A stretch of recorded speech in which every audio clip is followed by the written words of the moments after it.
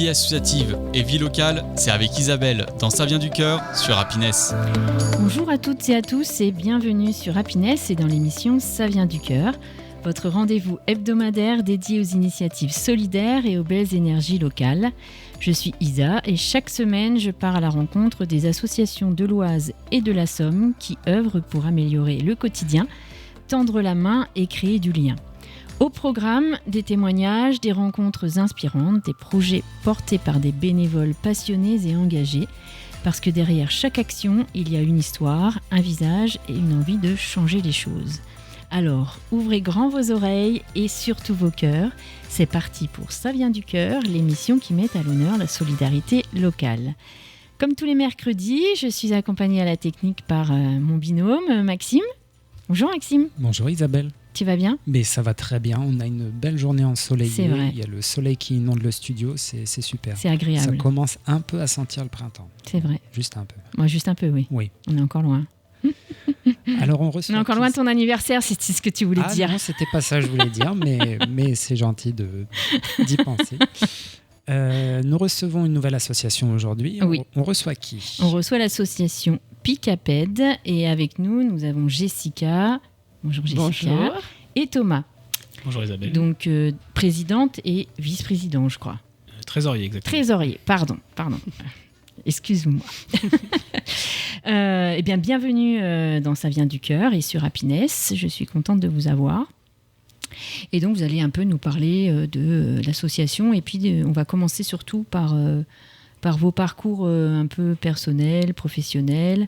Moi, j'aime bien que les auditeurs sachent un petit peu quels sont les invités qui sont là. Donc, je ne sais pas qui veut commencer, si c'est Thomas ou si c'est Honneur Thomas. Aux dames. Honneur aux dames, voilà. Jessica fait oui, c'est Thomas. C'est mon tour. Du coup, moi, je m'appelle Jessica. Je viens de Bourgogne à la base. Belle région. Oui, très belle.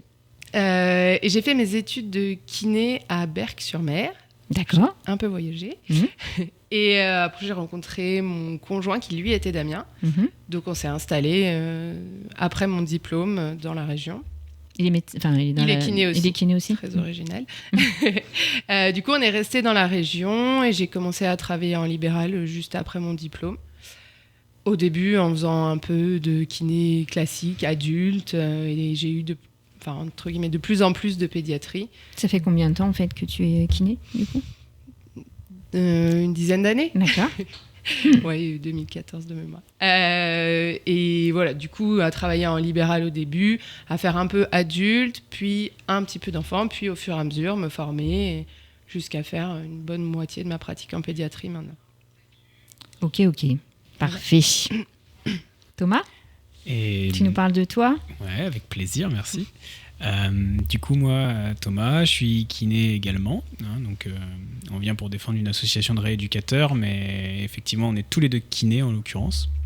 Moi, je suis originaire de Compiègne, donc local. Apparemment, vous, c'est l'Oise et la Somme, donc je suis en plein dans le terroir. Exactement. Donc, je suis originaire de Compiègne. Je suis venu faire mes études à l'école de kiné d'Amiens.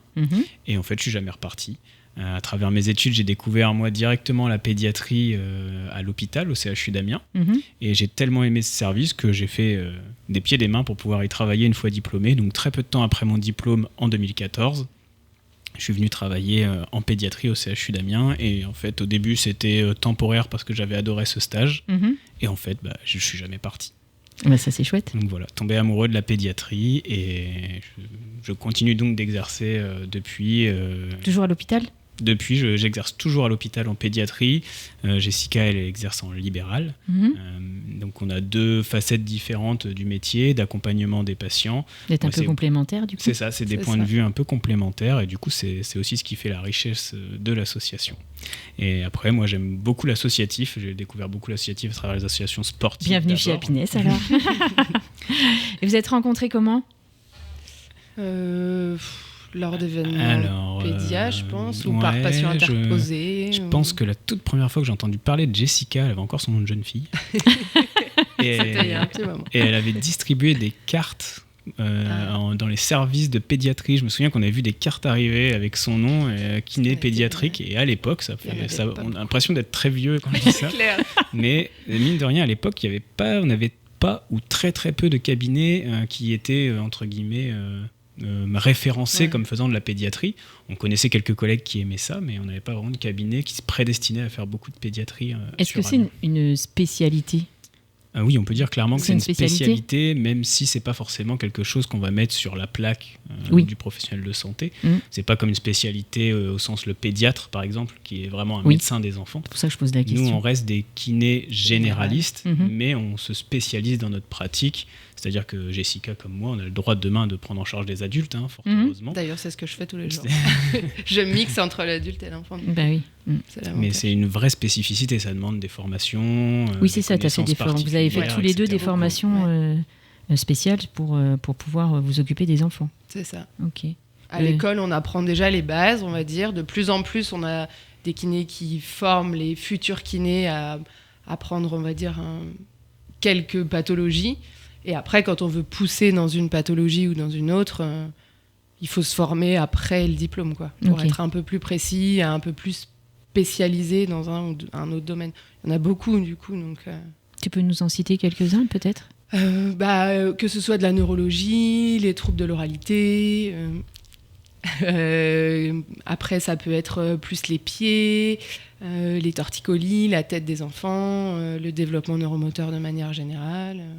C'est très très varié. En fait, en pédiatrie, on va retrouver presque toutes les mêmes spécialités que chez l'adulte, mais à l'échelle de l'enfant. En fait. Et c'est ça qui est passionnant à mon sens en pédiatrie, c'est que on va pouvoir, à travers une spécialité qui est la pédiatrie, continuer à s'intéresser à plein de champs différents. Même si, bien sûr, on a des appétences pour certaines choses, mais ça reste relativement diversifié et on voit beaucoup de choses. Et ça, c'est ce qui me passionne dans mon métier, c'est que dans la même journée, je peux voir des différentes choses que Jessica vient de citer. Autant faire... Tu t'ennuies pas ? Non, jamais. Puis avec les enfants, encore moins, je pense. C'est ça, exactement. Et donc, l'idée de l'association, elle est venue comment ? Eh ben justement, au début, on était 2 à discuter de pédiatrie. Moi, je suis avec une collègue dans mon cabinet. Thomas, il n'est pas tout seul, justement. Ils sont plusieurs. Et en fait, l'idée, c'était de créer du lien entre le côté, à la base, au début, c'était vraiment kiné parce qu'on discutait. Et c'était de créer du lien entre l'hôpital et le libéral. Et puis, au fur et à mesure, on s'est rendu compte que c'était bien de créer du lien entre les kinés, mais c'était aussi important de créer du lien de manière générale autour de la pédiatrie, que ce soit les ergots, les psychomotes, les infirmières puères. Enfin, en fait, le champ de pédiatrie, il est très large, mais quand on se connaît, c'est quand même plus facile de discuter, de faire de la continuité de soins, justement. Donc, l'idée de base, elle est venue de là. Créer du lien entre vous, entre et que ça facilite le parcours de soins. Le patient, il est à l'hôpital, quand il sort, il a déjà un lien, et c'est pas l'hôpital et le libéral de manière complètement distincte, quoi. C'est plus facile. Est-ce que tu peux nous expliquer réellement ce que fait l'association ? Thomas ? Oui, avec plaisir. Alors, l'association, on va dire, elle va aider sur plusieurs points. Elle va aider, elle a pour but d'aider côté professionnel et côté patient. Côté patient, comme le disait Jessica, c'est parti d'un premier constat que ça serait bien que les kinés et les rééducateurs aient plus de liens entre eux, aussi pour pouvoir mieux rediriger les patients, mieux les prendre en charge de manière pluridisciplinaire, que les prescripteurs puissent mieux communiquer avec les rééducateurs qui vont mettre en œuvre la rééducation, notamment en libéral. Et je me souviens même d'ailleurs des filles, donc Jessica et ses collègues, qui étaient venues nous voir en disant nous, on aimerait bien faire une association, parce que des fois, on a des patients qui font 40 minutes pour venir nous voir. Alors qu'il y a sûrement des cabinets qui font de la pédiatrie plus près de chez eux, mais on ne les connaît pas. Et on avait déjà pensé à ça aussi, donc on s'est dit, allez, on va se mettre ensemble. Et effectivement, au début, on pensait à la kiné, puis très vite est venue l'idée de faire plus large. Donc pour les patients, l'idée, c'est de pouvoir les réorienter et que chaque petit patient puisse avoir un kiné ou un rééducateur au sens large, proche de chez lui, qui puisse le prendre en charge et qu'on puisse les réorienter facilement. Et côté professionnel de santé, l'association, elle a vraiment pour but de promouvoir la rééducation en pédiatrie, de promouvoir les actions en pédiatrie, de pouvoir mettre en avant des actions locales ou pouvoir aussi mieux coordonner les choses, c'est-à-dire pouvoir, comme l'événement qu'on a pu faire samedi dernier. Ouais, on va en parler après. On pourra en parler après. Mais l'idée, c'est vraiment aussi de coordonner les parcours de soins des patients pour les optimiser, qu'ils puissent avoir recours plus rapidement à une consultation spécialisée, être correctement aiguillés. Et ça, c'est vraiment quelque chose qui nous tenait à cœur. Donc en pratique, l'association, elle organise des temps de formation, d'information, d'échange entre les professionnels qui nous permet de faire du lien, de recenser ces professionnels, puisque du coup, ils deviennent adhérents à l'association et ça nous permet de les répertorier et de renvoyer très facilement des patients vers des membres de l'association à travers le territoire, on va dire, picard. Ok. Comment vous arrivez... après, vous avez votre entourage de professionnels autour de vous, mais ceux qui sont un petit peu plus loin, par exemple, comment vous arrivez à... Est-ce qu'il y a quelqu'un qui est dédié à ça, à rechercher un peu et à les démarcher, entre guillemets? Alors non, on n'aura pas assez de bras et pas assez de temps pour faire un recensement. Mais justement, au travers des actions qu'on fait, des formations ou des soirées où on essaye d'inviter les gens, on essaye de passer par des organismes comme là, par exemple, par l'URPS des kinés des Hauts-de-France qui a diffusé l'action qu'on faisait samedi dernier. Et du coup, tout le monde a reçu l'info. L'avantage, c'est que les gens, du coup, voient de manière générale l'information, s'inscrivent à l'événement, et c'est comme ça qu'on arrive à les faire rentrer dans la boucle et savoir qu'ils sont intéressés par la pédiatrie, et après les référencer, les inviter à d'autres actions. Et en fait, c'est surtout le bouche à oreille, la communication, mais après, la pédiatrie, ça reste un petit monde. Enfin, voilà, en gros, un patient vient nous voir, j'ai été voir tel professionnel, nous, on prend ses coordonnées, et puis après, on échange. C'est aussi informel, mais ça devient formel par le biais de l'association finalement. Et vous avez les professionnels sont quand même assez réactifs et plutôt satisfaits de quand vous... Alors, je pense, l'association, elle est née en 2021. Je pense qu'en 2021, on en a parlé entre nous, les membres fondateurs, ça fait beau quand je dis ça.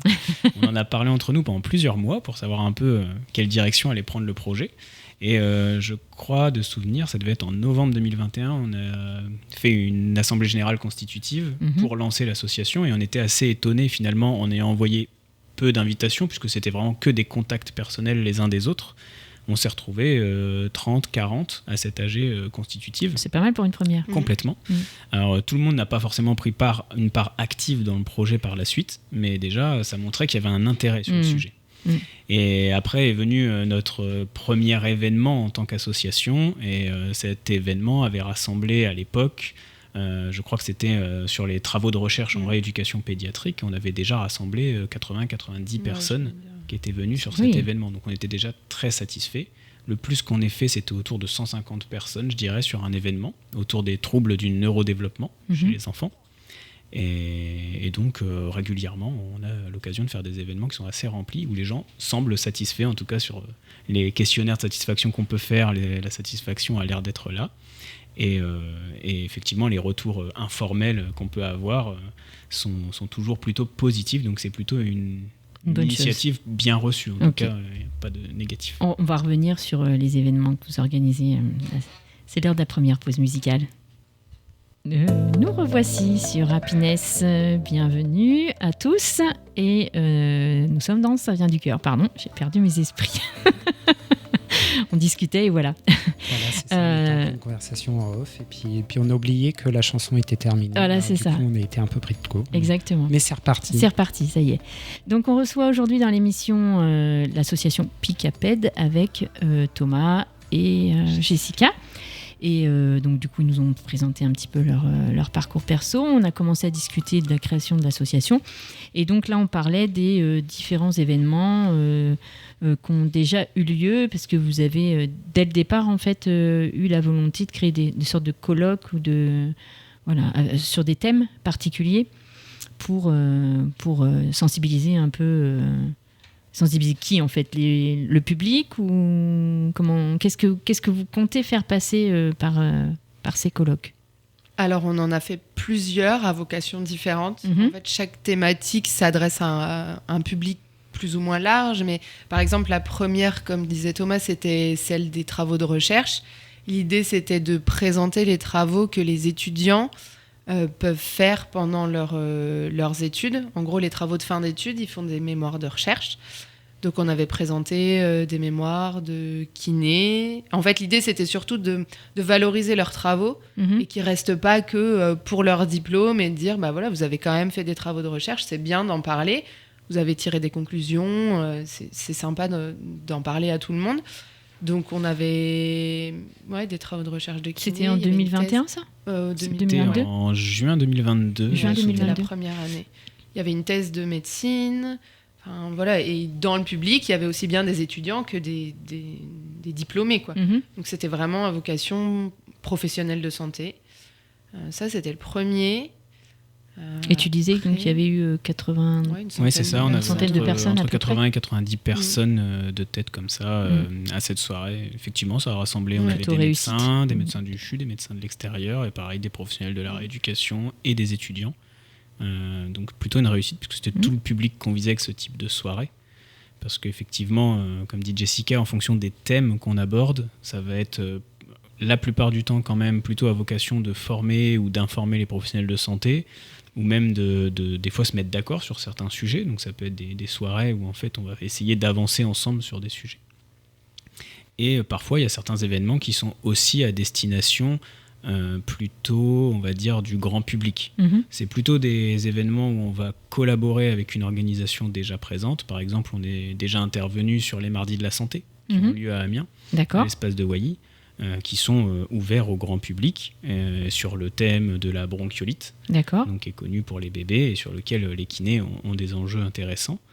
Et récemment, Jessica, elle avait été intervenir aussi à une journée, tu pourrais peut-être en dire un petit peu plus, mais à une journée qui était organisée à l'initiative de personnes qui ont été dans l'assaut et d'autres professionnels à Ailly-sur-Noix, qui était là aussi à destination plutôt du grand public. C'était un RPI, enfin un regroupement d'écoles en fait, qui avait organisé un petit forum sur la parentalité et qui avait invité plusieurs... alors nous on représentait Epicaped dans le côté un peu rééducation parce qu'il y avait un parent d'élève qui faisait partie de l'asso, qui était adhérent et qui nous avait proposé de venir pour faire connaître l'asso et c'était en rapport avec la pédiatrie, donc c'était pas mal parce que les parents qui sont venus nous ont découvert et potentiellement nous ont posé des questions. Ça a permis aussi de se faire connaître du grand public et de parler de nos actions et de faire parler de l'annuaire justement. Bah oui. Mais à côté de nous il y avait une dame avec des animaux qui faisait de la médiation animale auprès des enfants. Enfin, voilà, l'idée, c'était de regrouper un peu plusieurs actions autour de la petite enfance. Et du coup, on avait un rôle dans cette journée-là aussi. Donc, c'est chouette aussi. Ça. Ouais, c'est ça. En fait, ça dépend de comment on est sollicité, des messages qu'on veut faire passer sur des thématiques différentes. Qui est-ce qui choisit les thèmes ? C'est une concertation ou... Ouais, c'est ça ? Oui, la plupart du temps, je dirais que c'est une concertation des membres du CA. En fait, qui sont souvent les membres les plus moteurs. À côté de ça, on a quelques membres un petit peu actifs. Nous, on appelle ça le groupe des membres actifs. On a une discussion sur WhatsApp, par exemple. Vous êtes combien ? Alors, au CA, on est 6 membres, élus pour 3 ans. Et dans les membres actifs, il y a entre 10 et 15 personnes, avec des gens qui vont s'impliquer plus temporairement, qui vont s'impliquer sur un événement parce que c'est leur thème de prédilection. Donc, c'est tous des professionnels de santé ? Oui, les adhérents, tout à fait. Ouais. Et je sais plus où je voulais en venir, mais du coup... on disait du choix des thèmes. Le choix des thèmes, donc ça vient souvent de là, et ça peut aussi venir parfois, quand on fait une assemblée générale, et que là on a un peu plus de membres qui viennent pour l'assemblée générale, d'idées qui partent de l'AG, et puis de cette idée, finalement, va naître un thème un peu plus précis et développer une soirée. Ok. J'ai vu que vous aviez fait, c'était en 2023, je crois... sur les troubles du neurodéveloppement, c'est ça ? Est-ce qu'on peut en parler aussi un petit peu ? Oui. Alors cette soirée, c'était un assez gros projet en fait. Il se trouve que sur les troubles du neurodéveloppement, on a un service de référence ici à Amiens qui s'appelle le CRTLA, le Centre de référence des troubles du langage et des apprentissages. J'espère que j'ai pas fourché. Et donc on a la chance d'avoir une équipe ressources qui est ressource au niveau du coup de toute la région, qui du coup a des des personnes dedans qui sont particulièrement formées sur les TND, les troubles du neurodéveloppement. Donc c'est, pour que ça parle à tout le monde, c'est tout ce qui va être dyslexie, tout ce qui va être troubles attentionnels, les TDAH, etc. Okay. Et donc ici, c'est vraiment on a un centre de référence pour le diagnostic des cas les plus complexes. Et donc on a la chance d'avoir ces professionnels-là à proximité, nous, au CHU d'Amiens.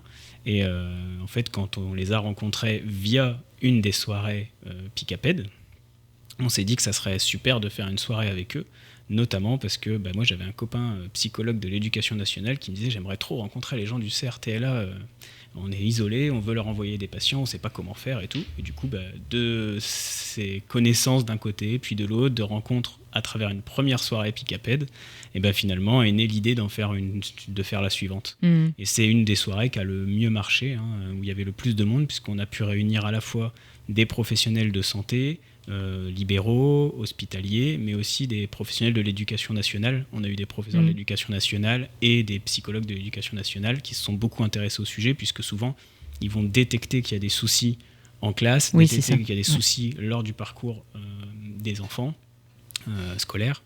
Et donc, de là, ils vont référer vers des professionnels, soit libéraux quand c'est des cas plus simples, soit parfois aller jusque ce centre de référence que j'évoquais tout à l'heure et qu'on avait sollicité pour intervenir à la soirée. Oui, je pense de créer du lien comme ça entre les professionnels et les patients, je pense que c'est vraiment super. On avait reçu, nous, dans l'émission, il n'y a pas très longtemps, l'association TDAH 80 pour une égalité des chances. Et en fait, c'est ce qui nous disait que souvent, ils sont démunis parce qu'ils ne savent pas vers qui aller. Donc, de pouvoir leur permettre de se rencontrer, se rencontrer et puis d'avoir un annuaire avec des professionnels justement. Et c'est important aussi, je pense. Encore une fois, tout le but, c'est d'orienter au mieux et au plus vite les patients vers les professionnels les plus aptes à les prendre en charge et qui est moins d'errance thérapeutique, ce qu'on retrouve en fait finalement assez souvent en pédiatrie, sur différents thèmes, mais c'est parfois compliqué de trouver le bon professionnel, la personne qui va pouvoir poser le diagnostic qui va nous faire avancer. C'est le cas souvent dans le TDAH. Vous avez combien là, de professionnels référencés, vous savez à peu près ou pas ? En adhérents, on doit être une 50aine, là, je dirais. Après l'événement de samedi, on doit être une 50aine. Que sur Amiens ? Non, Amiens, un peu Somme ? Ouais. La Somme surtout. La Somme surtout, ouais. Après, le problème qu'on a, c'est que les principaux sont à Amiens, autour d'Amiens. On a du mal à élargir, entre guillemets, notre champ d'action. Je pense que... Oui, on a quelques personnes. J'ai en tête des collègues de Saint-Quentin, de Beauvais, de Laon, que j'ai vu samedi. On a déjà eu des collègues de Compiègne qui sont venus, mais c'est vrai que c'est assez peu. C'est 2-3 personnes qui viennent de là-bas, qui font partie de nos adhérents ou pas, ça dépend. Mais, il faudrait créer un peu des antennes, en fait. On pourrait appeler ça des antennes. Ça serait bien. En fait, nous, un des projets qu'on aurait, ça serait aussi de délocaliser les événements. En fait, de manière très pratico-pratique, on est, pour la plupart des membres très engagés, on est sur Amiens même ou alentour très proche, mais on est sur Amiens. Donc en fait, pour organiser un événement, c'est toujours plus facile d'obtenir des locaux à Amiens, c'est toujours plus facile, nous, de nous organiser sur Amiens. Et donc c'est compliqué pour nous d'aller s'exporter, entre guillemets, même si c'est pas très loin, sur une autre ville autour, quoi. Comme tu es à la radio, tu peux lancer un appel. C'est un peu ça. Aux professionnels de santé qui sont intéressés par la pédiatrie, n'hésitez pas. Même si vous avez de petites notions, de petites bases et que ça vous intéresse. En fait, l'idée aussi, c'est pas d'être forcément adhérent si on fait beaucoup de pédiatrie.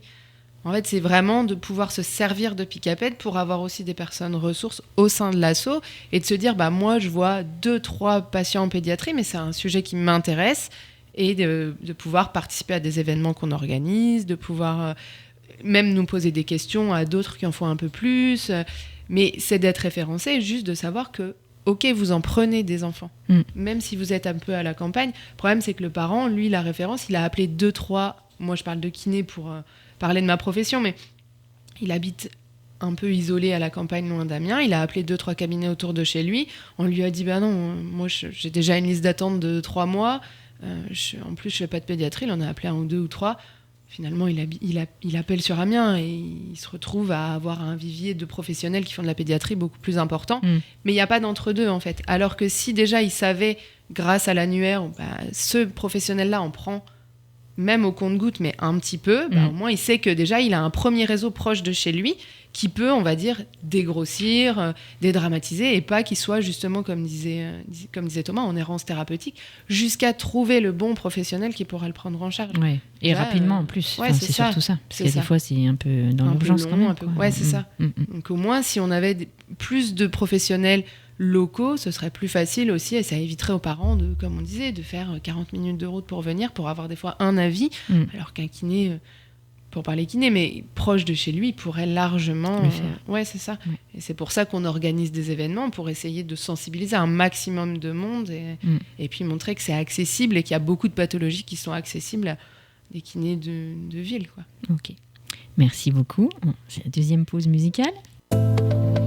Nous sommes de retour sur Happiness et dans l'émission Ça vient du cœur. Aujourd'hui, nous recevons l'association Picaped avec Thomas et Jessica qui nous ont déjà parlé de pas mal d'événements qu'ils ont organisés. On va continuer là-dessus parce que c'est des pathologies qu'on ne connaît pas forcément et qui peuvent être intéressantes. Et je pense aux auditeurs qui nous écoutent et qui peut-être peuvent apprendre plein de choses et se dire tiens... Donc, j'ai vu qu'en 2024, vous aviez organisé un ciné-débat. Alors, c'est un autre format d'événement, du coup, par rapport à ce que vous aviez déjà organisé jusqu'avant. Comment vous avez eu cette idée de ciné-débat sur les violences infantiles? C'était ça. Alors, pour le coup, là, c'est presque eux qui nous ont sollicités. On a fait ça en partenariat avec l'association qui s'appelle AVI, Action contre les violences infantiles. Moi, je connais justement par le biais d'un patient le trésorier de mémoire ou secrétaire de cette association-là. Et en fait, on en a parlé.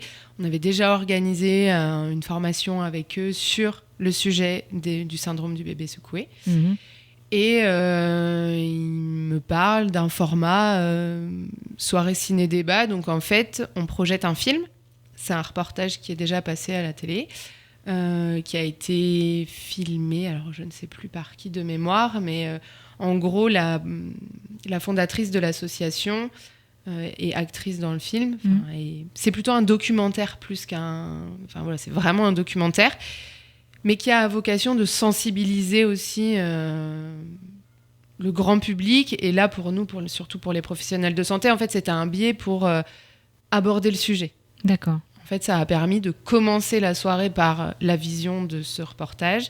Et après, ça a ouvert des questions, des échanges. Et en fait, ça s'est fait comme ça. Nous, on était plutôt initiation locale. Et eux sont venus avec le film. Et il y avait la fondatrice et du coup actrice. Pas actrice, mais... Personnage, quoi. Ouais, voilà, qui était dans le film et qui était là ce jour-là. Il y avait aussi la réalisatrice du film. C'était hyper intéressant d'échanger tous ensemble. Et du coup, les professionnels qui étaient là ont pu leur poser des questions et échanger au cours de la soirée. Le documentaire, donc c'était filmé en fait des enfants qui avaient été... Un parcours, en gros, c'est le parcours des parents, de différents parents en fait, dont les enfants ont subi des violences. D'accord. Qui ont été diagnostiqués du coup, syndrome bébé secoué. Okay. Et en gros, c'est un peu tout le parcours il raconte un petit peu, on va dire pas comment ça s'est passé, mais comment ils l'ont appris, jusqu'au côté aussi justice, etc. Donc en fait, c'est vraiment pour expliquer et nous, ça nous a servi de support pour poser des questions et échanger. Et donc là, c'était ouvert que aux professionnels de santé, ce ciné-débat? Non, alors ça se passait quand même au CHU, donc c'était quand même très hôpital centré. Donc il y avait beaucoup de professionnels de santé, mais c'était absolument pas fermé.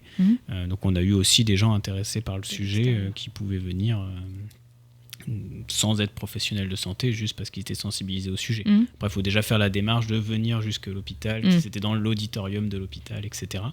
Mais c'est vrai que la plus-value de l'avoir fait avec Picaped pour cette association-là, c'est aussi qu'on a pu, grâce notamment au contact de l'association, inviter les équipes ressources sur le sujet, donc les équipes de professionnels de santé sur le sujet, qui sont les équipes ressources pour la protection de l'enfance, etc., avec des assistantes sociales, avec les médecins référents de ces sujets, etc.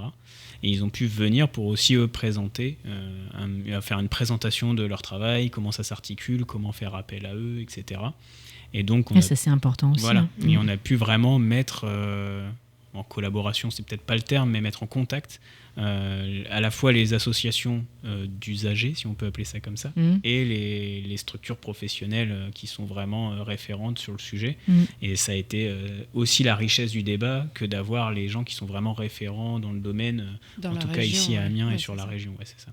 Okay. Donc ça a été une vraie plus-value. Typiquement, c'est un des rôles de l'association, c'est de pouvoir faire du lien entre tous ces gens-là.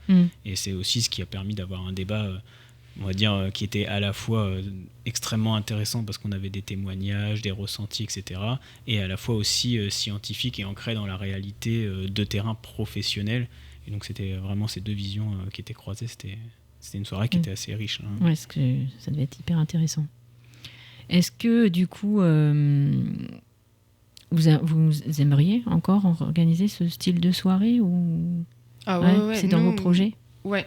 Alors là, les derniers événements, on a fait quelque chose sur les General Movement. Alors pour le coup, c'était vraiment très...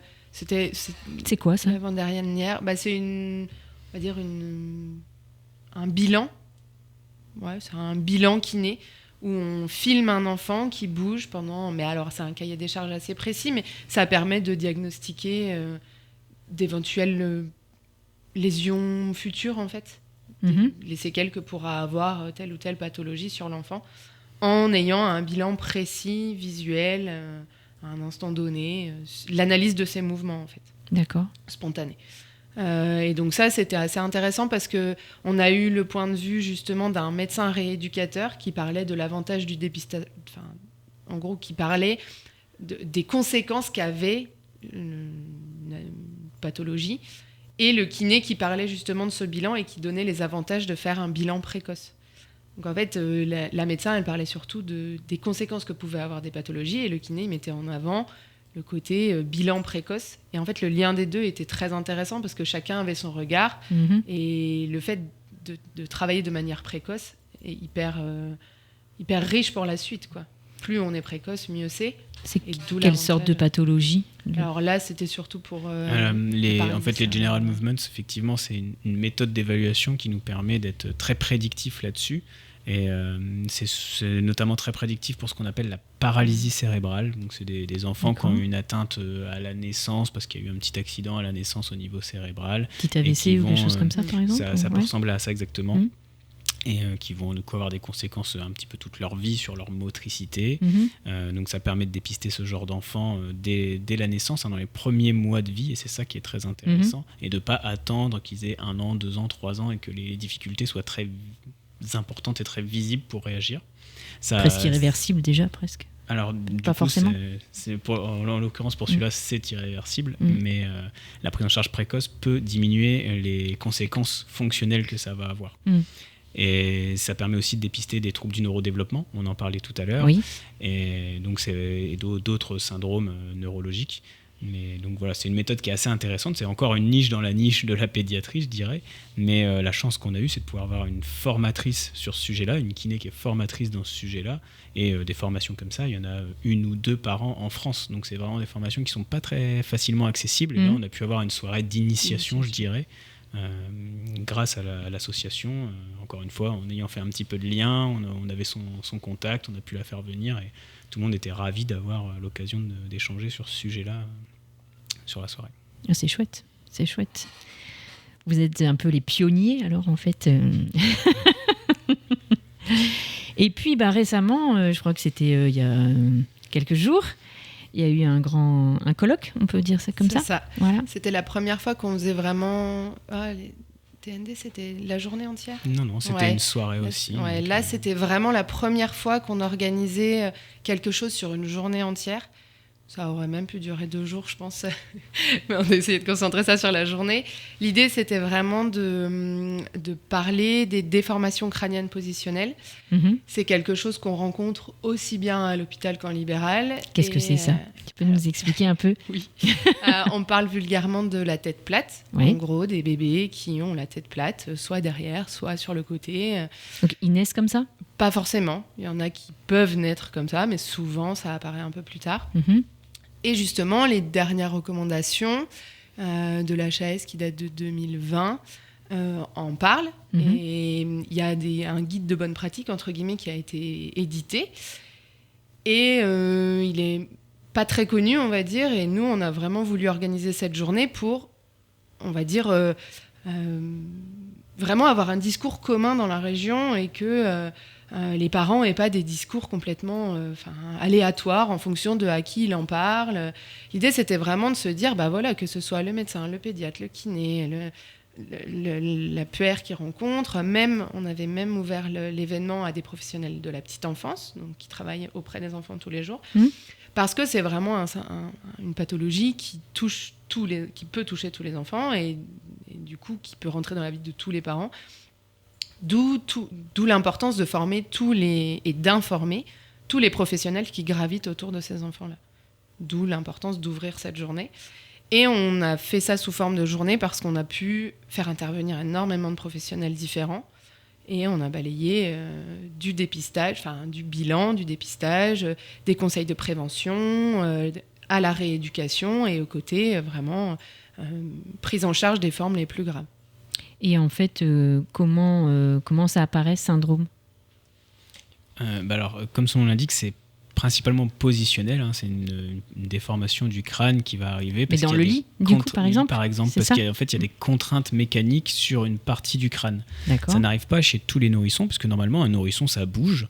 C'est-à-dire qu'il va tourner sa tête à droite, à gauche, il va se retourner tout seul, il va bouger, il va être pris à bras par les parents, etc.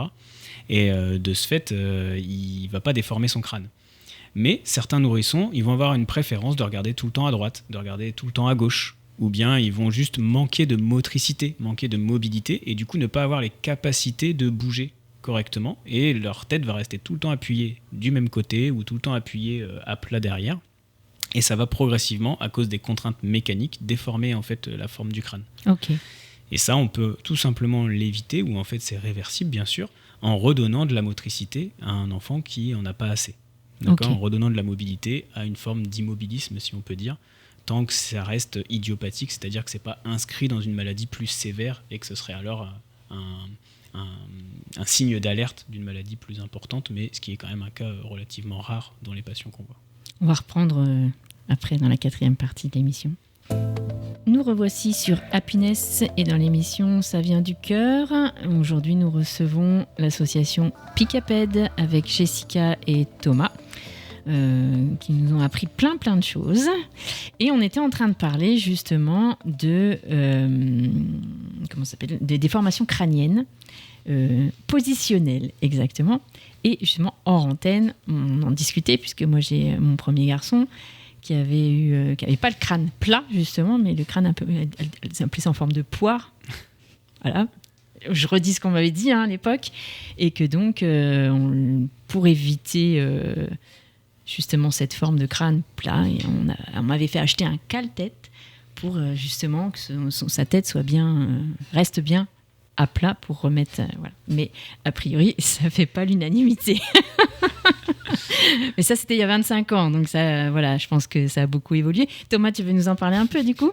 Oui, je peux. Tout à fait, ouais, j'ai réagi quand tu nous disais ça, parce qu'effectivement, c'est typiquement le petit matériel de puériculture qu'on évite en fait, de conseiller aux parents, qui est même plutôt proscrit, interdit, parce que d'une part, il faut savoir que tous ces petits matériels de puériculture qu'on met dans le lit, les cale-têtes, les tours de lit, etc., ce n'est plus du tout recommandé d'en avoir, et on demande même de ne pas en mettre pour prévenir la mort subite du nourrisson. D'accord. Donc déjà, première chose, c'est plutôt interdit. On ne peut pas interdire ça à la vente, je pense, c'est compliqué. Non. Mais en tout cas, on va dire, un professionnel de santé ne vous recommandera jamais ça. Maintenant, avec les recommandations actuelles de l'OMS, l'Organisation mondiale de la santé, sur la mort subite du nourrisson. C'est aussi pour ça que maintenant, on dit qu'il faut faire dormir bébé sur le dos. D'accord. Et d'autre part, on sait que ce type de cale-tête, le problème, comme je vous disais tout à l'heure, c'est que les déformations crâniennes, ça vient principalement du fait que l'enfant n'a pas assez de motricité pour bouger de manière harmonieuse, notamment sa tête. Donc, en fait, il est un peu trop immobile dans un sens, et on va juste lui caler la tête dans un autre sens, de manière, encore une fois, immobile. Donc, en fait, c'est un petit peu dommage, parce qu'on remplace une immobilisation par une autre, ouais. au lieu de développer sa motricité. Un cercle vicieux, quoi. En fait. C'est ça. Donc, c'est pas du tout une solution magique, bien au contraire, c'est plutôt, actuellement, je dirais, très, très déconseillé. Et donc, ce qui est recommandé en première intention, c'est la kinésithérapie, mais surtout de redonner des conseils par un professionnel de santé qui est formé et informé, de redonner des conseils aux parents de positionnement, de motricité, de couchage, etc., pour pouvoir enrayer un petit peu ça. Ok. Mais merci pour toutes ces infos. Je le saurai pour les petits-enfants maintenant. Est-ce que vous avez des projets à venir ? Parce qu'on va bientôt se quitter, donc peut-être que vous avez des choses à nous annoncer, des projets, j'imagine. Alors, les futurs événements. Justement, c'est encore en réflexion, mais les principaux axes, c'est justement parler des troubles de l'oralité chez les enfants. Il y a en collaboration. C'est quoi exactement ? Ça peut être, c'est très large, ça peut être de la déglutition, la succion, jusqu'à après tout ce qui est plutôt troubles alimentaires pédiatriques. Les enfants qui ont du mal à manger des morceaux, les enfants qui ont du mal à changer de texture, justement. Voilà, tout ça, c'est un champ assez large, mais justement, on va essayer d'informer les professionnels, voire un peu plus large aussi. Mais donc ça, on a plusieurs formations qui seront proposées en partenariat entre guillemets avec Picaped et une soirée débat justement sur le sujet. Donc ça, autour des troubles de l'oralité. Donc ça sur 2026 ? Ouais, il y a plusieurs formations qui sont proposées. Il y a aussi, on aimerait aussi justement réussir à faire passer ces messages de déformation crânienne positionnelle et organiser quelque chose pour le grand public, parce que là c'était plutôt à destination des professionnels de santé et de la petite enfance, donc là on aimerait plutôt le faire à destination un peu plus large. Oui.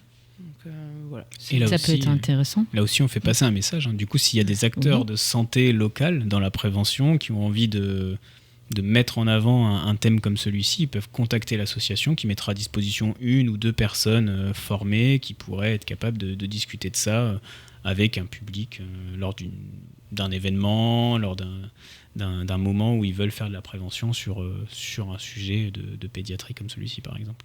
Bien, le message est passé. Est-ce que vous avez des besoins pour l'association, des besoins de personnes, des besoins financiers ? Comment vous faites en fait Alors l'association, elle vit principalement de dons.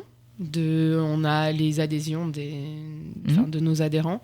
Après, tout don justement est bon à prendre, mais en fait c'est surtout de visibilité dont on a besoin et d'acteurs, comme on disait.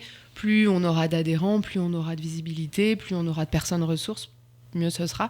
Donc ça c'est vraiment... Donc si on veut faire un don, j'ai vu que vous étiez sur Hello Asso.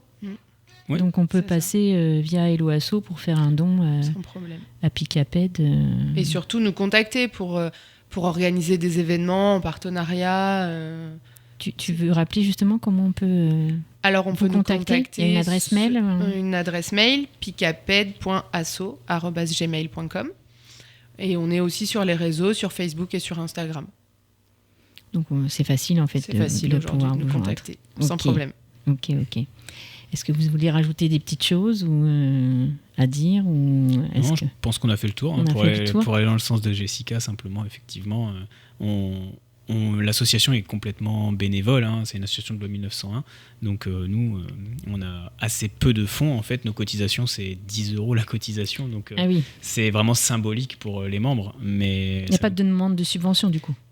Pas pour l'instant. Vous faites pas ça. Ce sera si on a besoin d'événements plus importants ou plus grands. On nous en a parlé via Amiens ou des choses comme ça, mais faut que ce soit ponctuel. On n'a pas besoin de.